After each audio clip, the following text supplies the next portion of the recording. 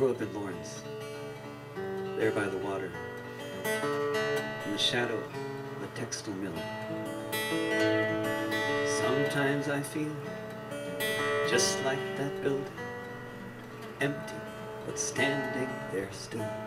I liked the president, I liked the union, I believed in the rights of man.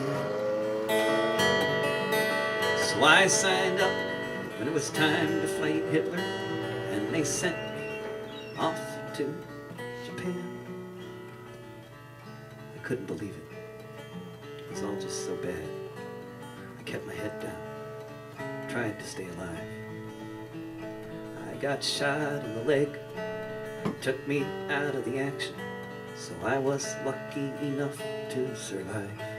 I came home from the war, met a girl named Maria.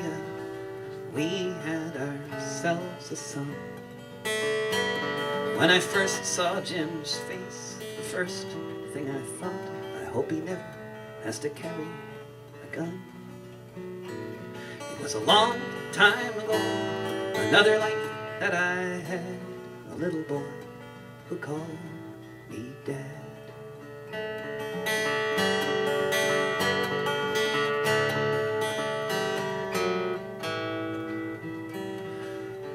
I had terrible dreams of my time overseas, but otherwise life was all right.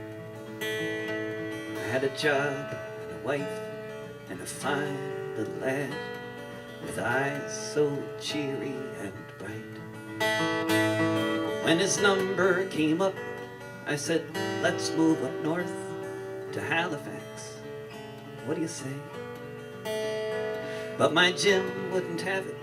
He said, if I'm gonna be drafted, I don't want to run away.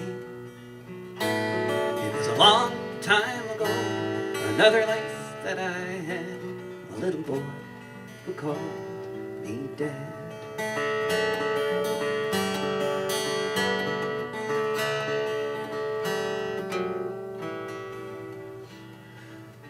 After just a few months, the letters stopped coming. And one morning, a knock on the door. Two nervous young men handed me a flag, said, your son died in the war. He gave his life for his country, was what the man said. He didn't believe it, and neither did I. I closed the front door, dropped the flag on the floor, and I sat down in Jim's room and cried.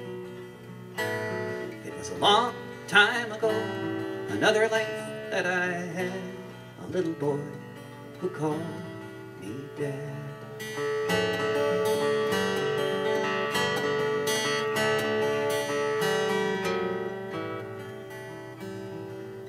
It was less than a year when my wife said to me, you look so much like our little Jim.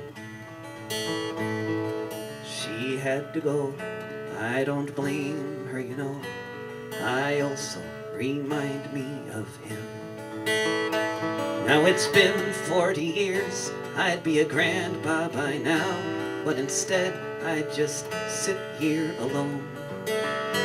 No one calls much these days, but anytime the phone rings, I think maybe the boy's coming home. It was a long time ago, another life that I had, a little boy who called me Dad.